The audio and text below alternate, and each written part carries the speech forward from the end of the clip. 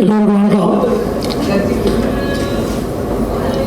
Courier கம்பெனிக்கு பாண்டியராஜுக்கு என்ன சம்பந்தம் நான் சொல்கிறதுக்கு முன்னாடி இவங்களே சொல்லிட்டாங்க. இவர் எதுக்கு நீங்கள் பிடிச்சி வந்தீங்கன்னு எனக்கு இதே கேள்வி தான். சமீபத்தில் கொஞ்ச நாள் முன்னாடி டிவி பார்த்து இருந்தேன். அதில் ஒரு செய்தி போட்டாங்க.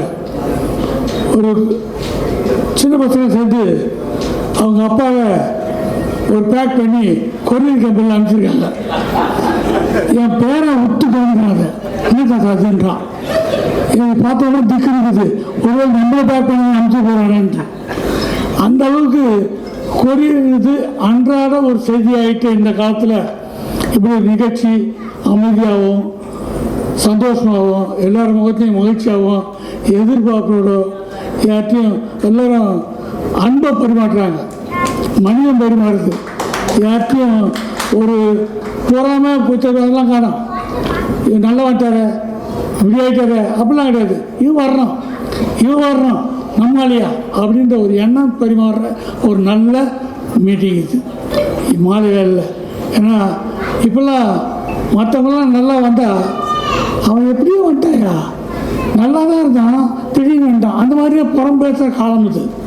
அந்த நேரத்தில் நம்ம கூட இருக்கிற ஒரு ஆள் புதுசாக ஒன்று பண்ணியிருக்காரு, நானும் தரணும், நம்மளையும் கூப்பிட்றாரு, நீங்கள் வாங்க ஒன்றா சேர்ந்து ஒன்றா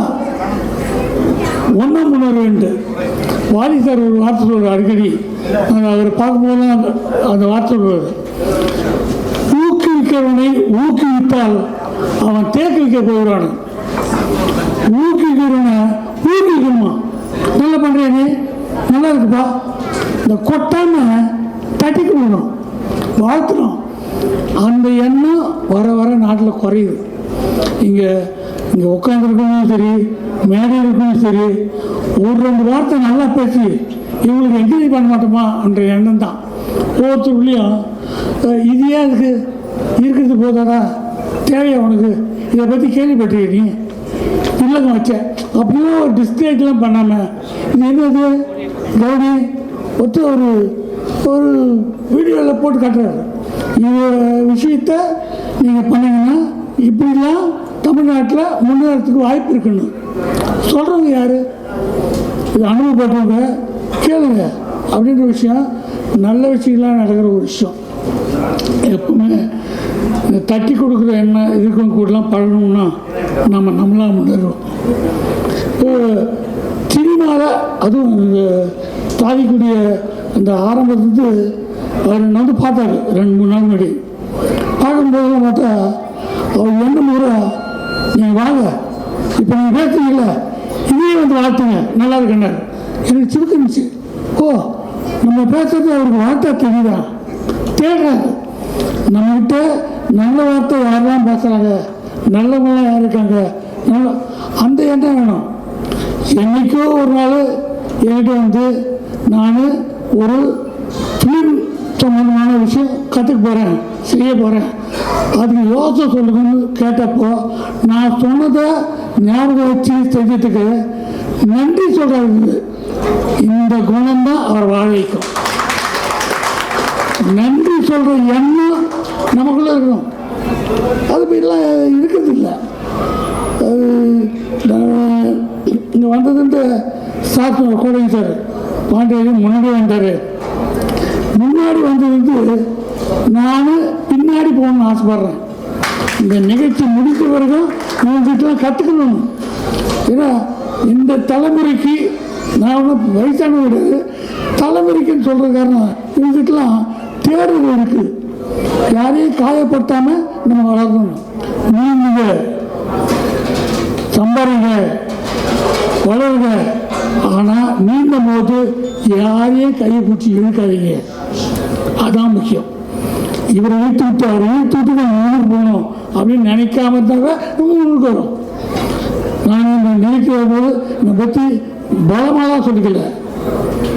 நான் ஒரு பல்லவன் டிரான்ஸ்போர்ட் டிரைவருடைய மகன். எனக்கு பின்பற்றலாம் கிடையாது. ஒன்றே ஒன்று, சினிமா மேலே இருந்து ஆர்வம், அது மேலே இருந்த டெடிக்கேஷன் தான். அது என்ன எங்கெங்கேயோ கூட்டு போயிட்டு இங்கே கொண்டாந்து வருது. அதனால் டெடிக்கேஷனாக ஒரு வேலை பார்த்தோம்னா இன்னும் நல்லா வரலாம். இப்போ கொரியரை பற்றி நான் சாமி பேசும்போது பேசுகிறேன், இன்னும் சொன்னேன், எந்த வேலையும் நல்லா யோசிக்கணுமா, ஒரு 4 தடவை யோசிக்க, உடனே முடிவு எடுக்காதீங்க, உடனே பண்ணிட்டு நினைக்காதீங்க, 4 தடவை யோசிக்க, 5ஆவது தடவை யோசிக்க இருக்காதீங்க, வேற ஒருத்தர் பண்ணுவோம். 5ஆவது தடவை நீங்கள் யோசிக்க ஆரம்பிங்க. அதான் நல்லா இருக்கேன், இது பேசுகிறேன், அதுதான் சாத்தியம். இந்த விஷயத்த நீங்கள் பேசிக்கிட்டாங்கல்ல, ரொம்ப பிடிச்சது. யோசிச்சுட்டே இருப்போம். கொஞ்ச நாளுக்கு அப்புறம் நம்மளை பற்றி யோசிக்கிறத விட்டுட்டு மற்றவங்க பற்றி தான் யோசிப்போம்.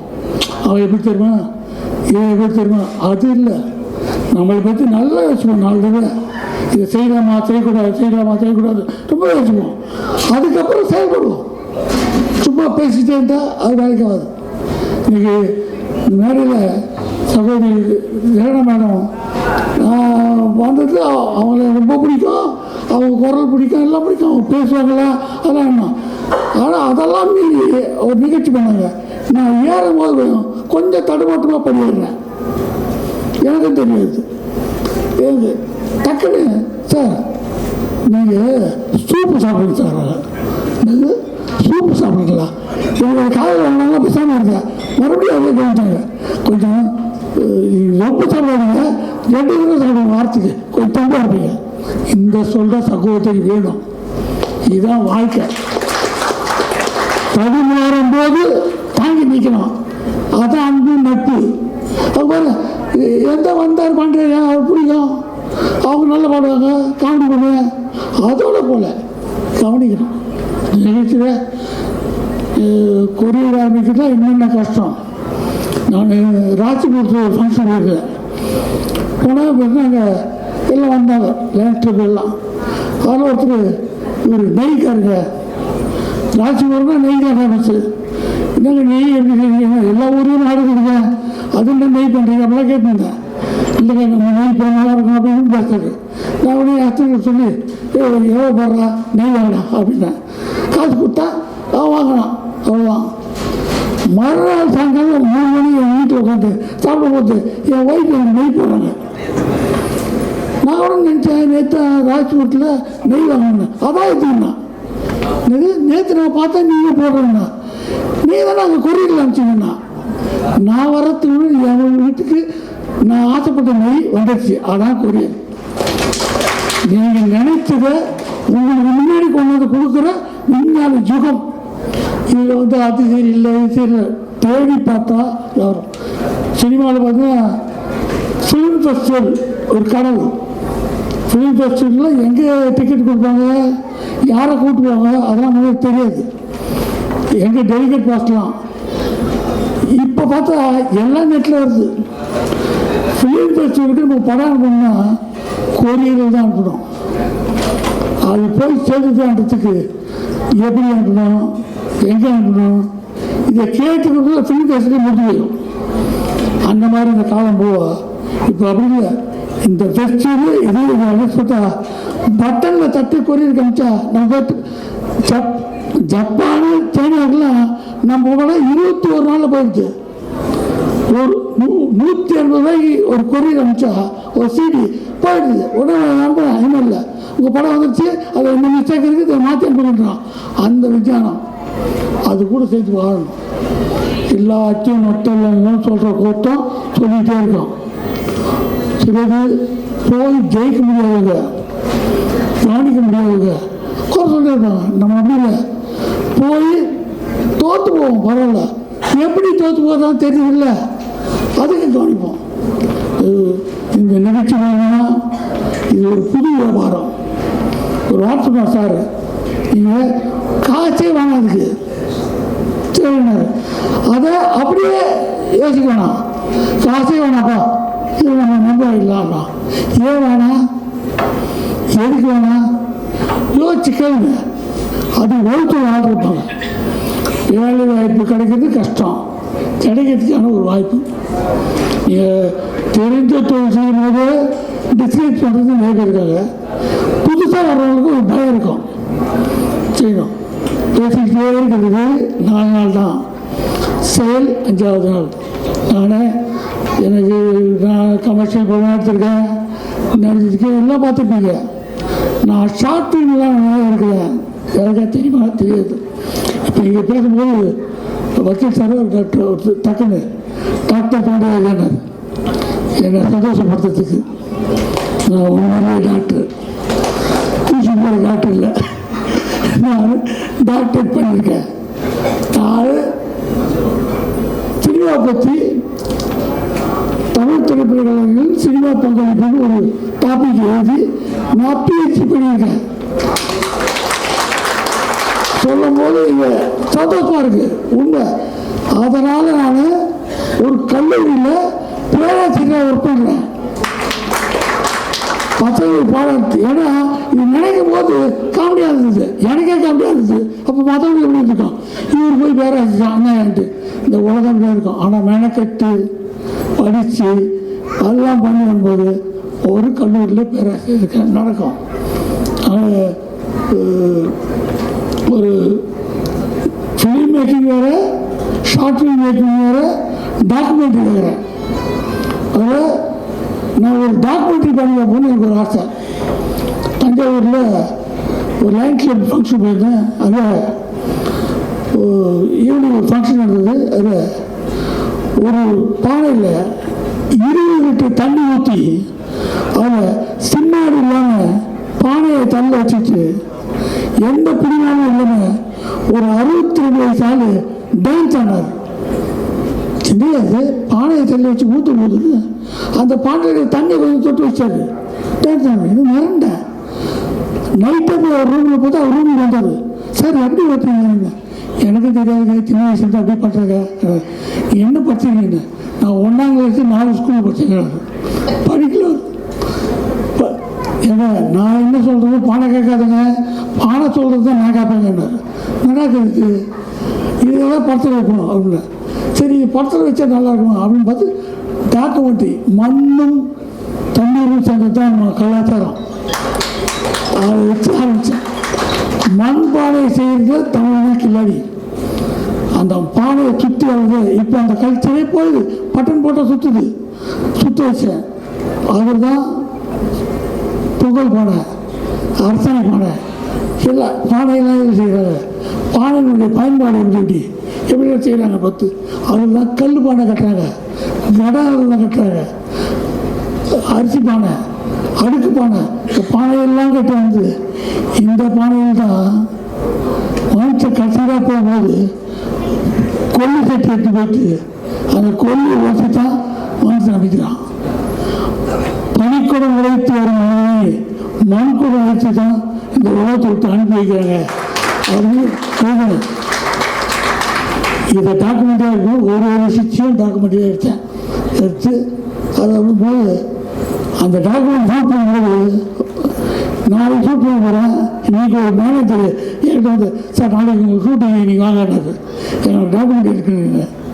இல்லை நான் ஒரு 5 நாள் ஷூட்டிங்க, 5 நாளைக்கு நான் பணம் கொடுக்குறேன், பணம் கொடுக்க மாட்டேன் போகணும். இல்லை நான் டாக்குமெண்ட் முக்கியமாக இருக்கணும். ஆனால் நீங்கள் இல்லை நான் டாக்குமெண்ட் எடுக்கணுங்க அவர் தகவல். அவர் என் அசிஸ்டன்ட் சொல்கிறாங்க, மேலே நான் நூற்றாண்டுயா அவன் தகவல் பண்ணி பணம் கொடுக்க போகிறான் டாக்குமெண்ட்டு. நான் இப்போ பணம் தரேன்றான், கரெக்டாக கொண்டாந்துருக்கேன், காசு கொடுத்து வாங்க மாட்டான். அந்த ஆள் போட்டு டாக்குமெண்ட் எடுக்க போகிறேன்னா அவனுக்கு பாரு எல்லாம் டைம் வேஸ்ட்டு, மணி வேஸ்ட்டு, எல்லாம் வேஸ்ட்டு, ஊற்றிக்க போச்சு போயிட்டான். அந்த படம் மண் பானைக்கு பேரில் நான் எல்லாத்துக்கும் அமைச்சு வச்சிடலாம். இங்கெல்லாம் ஒன்றும் வருவதில்லை.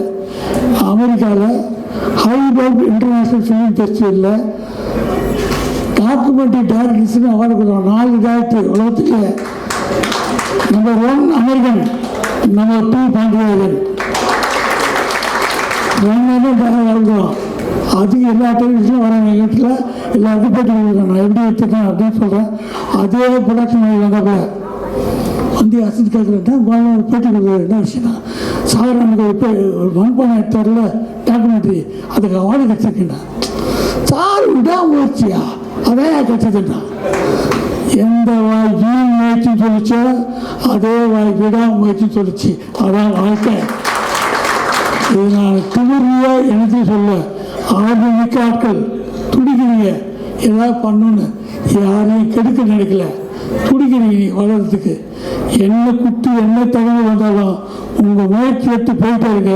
நல்லது நினைச்சா நல்லது நினைக்கும். வெற்றி நிச்சயம். வணக்கம். இது ஏதோ நமக்கு தெரியாத ஒரு தொழிலை பண்ண வரல. முதல்ல நமக்கு தெரிய வேண்டியது வந்து நம்ம போட்டை முதல்ல கண்டுபிடிச்சதே வியாபாரத்துக்காக நம்ம தமிழர்கள் என்ற ஒரு பெரிய அடையாளம் நமக்கு உண்டு. இதுக்கு நிறைய அடையாளங்களை உலகமெல்லாம் நான் இந்தியாவில் நிறைய இடம் சுற்றியிருக்கேன். உலகத்தில் பாதி இடம் போய் போயிட்டு வந்திருக்கேன். நம்ம ஊரில் நடந்த ஒரு விஷயத்தை சொல்கிறேன். அதுக்கு முன்னாடி இந்த விழாவிற்கும் நமது இயக்குனர் பாண்டியராஜன் சாருக்கு என்ன சம்பந்தம் அப்படின்னு சொல்லி அவரை பற்றி நிறையா புகழ்ந்திருப்பாங்க. அவர் புகழ்ச்சியெல்லாம் கேட்டு கேட்டு கேட்டு கேட்டு இது பண்ணியிருப்பார். இந்த நிகழ்ச்சியிலேயே அவர் வந்து தலைமை சீஃப் கெஸ்டாக வரணுங்கிறதுக்கு ஒரு காரணம் இருக்குது. அதுக்கு முக்கியமான காரணம் 2016 இலங்கையிலேருந்து ஒருத்தர் வர்றார். வந்து கவான் படப்பிடிப்பில் வந்து இவர் சந்திக்கிறார் கேரவானில். அவர் கேட்குறாரு, நான் வந்து இலங்கையில் வந்து ஒரு ஃபிலிம் இன்ஸ்டியூட் வைக்கணும், அதுக்கு ஐடியா கொடுங்கன்ட்டு. நான் இருக்கா சார் சாதிக்கு வந்து உங்களை வந்து கேட்டார். சாதிக்கு தான் வந்து இலங்கையில் வந்து ஃபிலிம் இன்ஸ்டியூட். இப்போ அவர் சொன்னார், நீங்கள் பண்ணுங்கள், வியாபாரம்லாம் பண்ணுங்கள், அங்கே எப்படி பண்ணணும்னு சொல்லி ஐடியா கொடுத்தாரு. அன்னையிலேருந்து சாதிக் அவர்களுக்கு வந்து இவர் மேலே ஒரு பெரிய பிரியம் உண்டு. அதனால் இங்கே நிறுவனத்தை உங்கள் மூலியமாக அங்கே துவக்கணும்னு சொல்லி தான் இன்றைக்கி பண்ணியிருக்காரு அவர். இதுதான் அவருக்கும் இந்த இதுக்கும் உள்ள நிகழ்ச்சி. அதுக்கப்புறம் நமது தமிழர்களுடைய பாரம்பரிய தொழில் வந்து வியாபாரம். நான் பல நகரங்கள் போய் சுற்றி வந்திருக்கேன்னு சொல்லியிருக்கேன். அப்போ கட்டக் அண்ட் புவனேஸ்வர் இரட்டை நகரங்கள், அதாவது நம்ம வந்து பாளையங்கோட்டை, திருநெல்வேலி, ஹைதராபாத், செகண்டராபாத் மாதிரி ஒடிசாவில் இருக்கிற கட்டக் அண்ட் புவனேஸ்வர். அங்கே ஒரு ட்ரிப்பு அந்த ஆத்தங்கரை ஓரமாக அங்கே ஒரு ஆறு இருக்குது நடுப்புற. அந்த பக்கம் புவனேஸ்வர், இந்த பக்கம் கட்டக்கு. அப்போ ஆற்றுக்கு இந்த பக்கம் பார்த்திங்கன்னா ஒரு முருகன் கோயில் வேலெலாம் வச்சு சாமி கும்பிட்டுட்டு இருக்காங்க. ஒரு கார்த்திகை பௌர்ணமி பார்த்தா போட்டுக்கிட்டு எல்லாம் நிற்குது. முதலமைச்சர் வர்றாரு, எல்லாமே பெருசிய போட்டாக இருக்குது. தெரு எல்லாம் பார்த்திங்கன்னா போட்டாக தொங்குது எல்லார் வீட்லேயும். ஏன்னா அந்த ஊரில் வந்து போட் ஃபெஸ்டிவல்னு சொல்லிட்டு அந்த கார்த்திகை மாதம் பௌர்ணமி அன்னைக்கு பெரிய விழாபாரத்தை பண்ணிகிட்டு இருக்காங்க. அங்கே உள்ளே போய் பார்த்தா அது நமது திருவிழா, நமது தமிழர்கள் பெய்திய திருவிழா.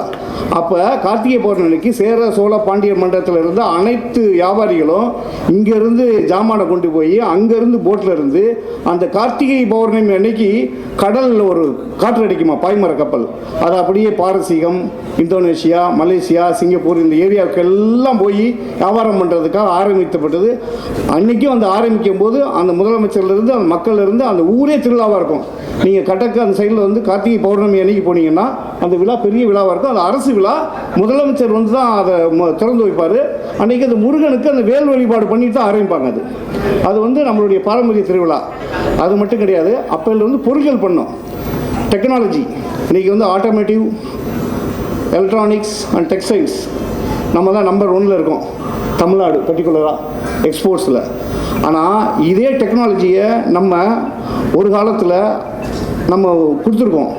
ராஜேந்திர சோழர் காலத்தில் ஹெரிட்டேஜ் ஆஃப் தாய்லாந்துன்னு சொல்லுவாங்க. ஹெரிட்டேஜ் ஆஃப் தாய்லாந்துனா, தாய்லாந்தில் ஒரு நெல் இருக்கும், மழை வந்துச்சுன்னா அந்த நெல் உயர்ந்து போயிட்டே இருக்கும், கீழே சாயாது. போட்டில் போய் அதை போய் அறுவடை பண்ணிட்டு வருவாங்க. அது யார் பண்ணதுன்னா, ராஜேந்திர சோழன் காலத்தில் வீரர்கள் அங்கே போகும்போது அங்கே பெரும் மழை வந்து ஒரு காலத்தில் உணவு தட்டுப்பாடு வந்திருக்கு.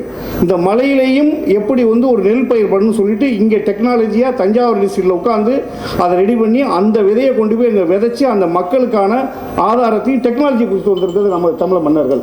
அப்படிங்கிறது ஒரு சிறப்பான தகவல். நம்ம டெக்னாலஜி கொடுத்துருக்கோம். இப்போ தான் நம்ம வந்து சாஃப்ட்வேர் மட்டும் கொடுக்கல, டெக்னாலஜியும் கொடுத்துருக்கோம், ப்ராடக்ட்டும் கொடுத்துருக்கோம்.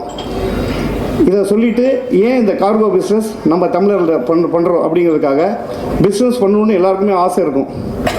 ஒரு ஹோட்டலை பார்த்தோன்னே சூப்பராக போகுதே, நம்மளும் ஒரு ஹோட்டல் ஆரம்பிச்சிடலாம் அப்படின்னு ஒரு எண்ணம் வரும். ஒரு தொழில் பார்த்தோன்னே தரும். ஆனால் ஒரு ஹோட்டல் பண்ணுறதுக்கு என்ன கஷ்டம்னு சொல்லிட்டு அங்கே போய் உட்கார்ந்தாதான் தெரியும். அவங்க எவ்வளோ கஷ்டப்பட்டு அந்த நேமை கொண்டு வரதுக்கு கஷ்டப்பட்டாங்கிறது அவங்களுக்கு தான் தெரியும். அதே மாதிரி வந்து ரியல் எஸ்டேட் பண்ணி ஒருத்தர் சம்பாதிச்சான்னா நம்மளும் ரியல் எஸ்டேட் பண்ணிடுவோம் அப்படின்னா அவன் அதுக்காக எவ்வளோ காலம் போட்டான், எவ்வளோ இது பண்ணான் அப்படிங்கும். அதுக்கப்புறம் சில பேர் வந்து நீ 1 லட்ச ரூபா கொடு, உனக்கு 2 லட்ச ரூபா திருப்பி தரேன்னு சொல்லிட்ட தொழில் வந்து நிறைய வரும். வருஷம் ஏமாந்துக்கிட்டே இருப்பாங்க. வருஷம் புதுசாக ஒரு கம்பெனி வந்துக்கிட்டே இருப்பான். அது எதுவுமே இல்லாமல் எந்த ரிஸ்க்கும் இல்லாமல் குறைந்த முதலீட்டில் ஒரு தொழில் பண்ணுறான்னு சொல்லிட்டு இந்த தொழில் வந்து இன்றைக்கி ஆரம்பிக்கிறது கிடையாது. இந்த தொழில் மூலியமாக பல பேர்களுக்கு வேலை வாய்ப்பு கொடுக்கணும்னு சொல்லிட்டு சாதிக் அவர்கள் அந்த டீம் எல்லாம் யோசித்து ஒரு தொழிலை பண்ணலான்னு சொல்லி முடிவு பண்ணது தான் இந்த தொழில். இதில் இன்வெஸ்ட்மெண்ட்டே கேட்டால் இல்லைன்னு தான் சொல்லுவேன் அவ்வளோதான் இந்த பிஸ்னஸ் பொறுத்த வரைக்கும். இப்போ இந்த மாதிரி தொழில் இருக்கிறதுல நம்ம தமிழ்நாட்டுக்கு இந்த கொரியர் பிஸ்னஸ்னால, இன்டர்நேஷ்னல் கொரியர் பிஸ்னஸ்னால எப்படி இருக்குது அப்படிங்கிறத நம்ம முதல்ல பார்த்துடலாம். Current international courier landscape in Tamil Nadu. Chennai International Airport is India's third largest international air cargo hub after Delhi and Mumbai, with cargo handling capacity of over 4 lakh tons per year and accounts for roughly 12% of India's first export value. இந்த 4,00,000 tons இருக்குல்ல, இது வந்து எப்படின்னா நமக்கு triple ஆகும். அதனால தான் நம்மளுடைய புதிய இப்போ இருக்கிற கட்டமைப்பு வந்து பத்தலைக்கிறதுக்காக தான் நம்ம பரந்தூர் விமான நிலையத்துக்கு அந்த இடத்துல மாற்றிக்கிட்டு இருக்காங்க. மாற்றும் போது என்னென்னா இது ட்ரிபிள் ஆகும்போது உங்களுக்கு நம்மளுடைய ப்ரொடக்ஷன் இன்பாசிட்டிஸ், ஆட்டோமேட்டிவ்ஸ் இதெல்லாம் வந்து இன்க்ரீஸ் ஆகி போயிட்டே இருக்கும்போது அதை ஹேண்டில் பண்ணுற அளவுக்கு நம்மளுடைய இதுக்கு நம்ம ஆக்சுவலி அதில் இருக்கோம். பாதி இது வந்து நம்ம வந்து பெங்களூர்லேருந்து தான் எக்ஸ்போர்ட் இதாகுது, கார்கோ ஆகுது. அந்த சைடில் இருக்கிற வந்து வெஸ்டர்ன் டிஸ்ட்ரிக்ட்லேருந்து எல்லாமே. ஏன்னா இந்த கார்கோ வந்து அதை ஹேண்டில் பண்ணுற அளவுக்கு வந்து கெப்பாசிட்டி இல்லை. அந்த கெப்பாசிட்டி இன்க்ரீஸ் பண்ணுறதுக்காக தான் நம்ம பரந்தூர் ஏர்போர்ட்டு. அது வந்துருச்சுன்னா இந்த 4 லேக்குங்கிறது 12 லேக்காக மாறும். அப்படிங்கும்போது கார்கோ ஹேண்டில்லையும் தமிழ்நாடு நம்பர் 1 வரும். The airport offers dedicated international cargo terminals, cold chain and automated handling system, and direct connectivity to hubs such as Singapore, Dubai, London and Hong Kong, enabling fast global courier and express flow. Tamil Nadu's logistic policy explicitly process on improving air cargo service quality at air cargo complexes in the state of coordinating with airport operators, customs and general agencies which benefit international courier operated using these gateways. International courier service in Tamil Nadu are typically delivered through a mix of global integrators, DHL, FedEx, UPS, Aramex, Pan-India players Blue Dart, Delivery, DTDC, India Post, EMS and global consolidator agents who feed shipment into the Chennai air cargo system. கூகுளில் கிடைக்கிற data தான், நீங்களே பார்த்தீங்கன்னா உங்களுக்கு கிடைச்சிடும். இதெல்லாம் real data தான். இந்த டேட்டாவில் பார்த்தீங்கன்னா நம்ம வந்து இப்போ 4 மடங்கு கூட அதிகப்படுத்திக்கிறதுக்குள்ள வாய்ப்புகள் இருக்குது. என்னென்னா காமர்ஸ் வந்து இன்றைக்கி எவ்வளோ ஸ்ட்ராங்காக இருக்குன்னு எல்லாருக்குமே தெரியும். அதுக்கப்புறம் டிமாண்ட்ஸ் எப்படி இருக்குன்னு தெரியும். அதுக்கப்புறம் நம்மளுடைய ஆட்டோமேட்டிவ், எலக்ட்ரானிக்ஸ் அண்டு டெக்ஸ்டைலுடைய குரோத் என்னன்னு தெரியும். இது எல்லாம் இங்கேருந்து தான் போக வேண்டிய சூழ்நிலை இருக்கிறதுனால தமிழ்நாடு இந்த இதில் வந்து அடுத்த கட்டத்தை நோக்கிறதுக்கு கார்கோ இண்டஸ்ட்ரி வந்து பெருசாக வளரப்போகுதுங்கிறது ஒரு எக்ஸாம்பிளாக சொல்லியிருக்கோம். இப்போ வீகோக்கு வருவோம். வீகோவை பற்றி இன்ட்ரொடக்ஷன் வந்து அவங்க கொடுத்துருப்பாங்க. சொல்லும் போதே ஒரு 3 வருஷம் நாங்கள் ட்ரை பண்ணி அதில் வந்து ட்ரையல் பண்ணி இது எப்படி ஃப்ரெஞ்சைஸி கொண்டு போகலாம் இதெல்லாம் சொல்லிவிட்டு இப்போ ஃப்ரெஞ்சைஸி மாடல் வந்தது. நாங்கள் எல்லா ஊர்லேயும் இன்ட்ரடியூஸ் பண்ணி வைக்கிறோம். உங்களுடைய குறைந்த முதல் 50,000 ரூபாவில் இந்த ஃப்ரெஞ்சைஸியை நீங்கள் ஆரம்பிக்கலாம். அதுக்கு பேசிக்காக எல்லாமே பண்ணி கொடுத்துருவோம். உங்கள்கிட்ட இருக்க வேண்டியது ஒன்லி 200 ஸ்கொயர் ஃபீட் இடம் மட்டும்தான். போர்டு கொடுத்துருவோம், சாஃப்ட்வேர் கொடுத்துருவோம், ட்ரைனிங் கொடுத்துருவோம். எந்த கண்ட்ரிக்கு எங்கே அனுப்பணும், எப்படி அனுப்பணும், என்ன டேக்ஸு எல்லாமே ட்ரைனிங் கொடுத்துருவோம். பேக்கிங் எப்படி பண்ணுறது முதற்கொண்டு கொடுத்துருவோம். அதே மாதிரி டயர் 1, டயர் 2 அப்படின்னு சொல்லிட்டு 2 சிஸ்டம் வச்சுருக்கோம். அந்த சிஸ்டத்துலேயும் நாங்கள் உள்ள எல்லோரும் கொண்டு வரதுக்கு பார்க்குறோம். இதெல்லாம் பர்சனலாக பேசும்போது ஃப்ரெஞ்சைசிஸ்க்கு கரெக்டாக சொல்லி கொடுத்துட்றோம். இதனால் பெஸ்ட் பிஸ்னஸ் வித்தவுட் உங்களுக்கு எந்த பிரச்சனையும் இல்லாமல் 50,000 ரூபா to 2.5 லேக் வரைக்கும் நாங்கள் வந்து டயர் 1, டயர் 2 வச்சுருக்கோம். இதில் பிஸ்னஸ் வந்தீங்கன்னா ஒரு நாளைக்கு மினிமம் வந்து ஃபஸ்ட்டு மெட்ரோஸில் எல்லாத்துலேயுமே ஒரு நாளைக்கு வந்து 150 to 200 கிலோ டார்கெட் பண்ணுறோம். அதே மாதிரி வந்து 2 டயர் சிட்டிஸில் வந்து 100 to 150. அதுக்கப்புறம் டயர் 3லேயும் வந்து அதே 100, 150 தான். இன்றைக்கி சென்னையை பொறுத்த வரைக்கும், தமிழ்நாட்டை பொறுத்த வரைக்கும் மற்ற ஸ்டேட்டை கம்பேர் பண்ணும்போது நம்ம சிஸ்டம் வந்து என்லி டிஃப்ரெண்ட். ஒரு 100 கார் விற்றுச்சுன்னா சென்னையில் வந்து முதல்ல வந்து 6 கார் விற்கும், வெளியில் வந்து 4 கார் விற்கும். இப்போ பார்த்தீங்கன்னா சென்னையில் 4 கார் விற்கிது, வெளியில் 6 கார் விற்கிது ஆஃப்டர் கோவிட். என்னென்னா நிறைய பேர் ஒர்க் ஃப்ரம் ஹோம் அது இதுன்னு சொல்லிட்டு ஊர்லேயே போய் செட்டில் ஆகிட்டாங்க. ஊர்லேயே செட்டில் ஆனதுனால இங்கேயோட அதிகமாக இது பண்ணுது. இன்றைக்கி திருச்சி, மதுரை இந்த மாதிரி வந்து டவுன்ஸ் வந்து வேறு ஸ்டேட்லேயே நீங்கள் பார்க்க முடியாது. பாண்டி பசார் மாதிரி ஒரு டெக்ஸ்டைல் பூம் இருக்கிறது, நகைக்கடை இருக்கிறது வேறு எந்த சிட்டிலையுமே இந்தியாவில் பார்க்க முடியாது, எந்த கண்ட்ரிலையுமே பார்க்க முடியாது. நம்ம கன்னியாகுமரியிலேருந்து காஷ்மீர் வரைக்கும் எதுவுமே பார்க்க முடியாது. கர்நாடகா வேணால் ஒரு 2-3 இடத்துல கடைகள் இருக்குமே தவிர அந்த மாதிரி வந்து கஸ்டமர் ஓரியன்ட். இன்னைக்கு போய் புள்ள வந்து படிக்கிறதுலேருந்து எல்லாருமே என்ன பிஇ படிக்கிறானா, பிகாம் படிக்கிறானா, எல்லாரும் படித்தோடனே அடுத்து எங்கே போகலாம், ஃபாரின் எந்த ஸ்டேட்ஸ் போகலாம். அப்போ எல்லாம் அந்த கொரியர் சர்வீஸ், இந்த இன்டர்நேஷ்னல் கார்கோ தான் எல்லாமே வந்து பிளே ரோல் பண்ணும்போது, அந்த ரோல் பண்ணும்போது ஒரு ஆப்பர்ச்சுனிட்டிஸ் நிறையா இருக்குது. குறைந்த முதல்ல நம்ம இதை ஆரம்பித்து ஃப்ரெஞ்சைஸ் எல்லாம் அதிக முதல்ல இருக்கலாம். இது வந்து ஃபஸ்ட்டு இந்த சர்வீஸ் மட்டும் கொடுக்குறோம். இன்னும் உங்கள் சர்ப்ரைஸாக ஆடான் சர்வீசஸ் இந்த பிஸ்னஸ்குள்ளே கொண்டு வரதுக்கு ஆய்வுகள் நடந்துக்கிட்டு இருக்கு, தரவுகள் எடுத்துக்கிட்டு இருக்கோம், எல்லாம் பண்ணுவோம். I welcome all franchises. All the best. Thank you very much.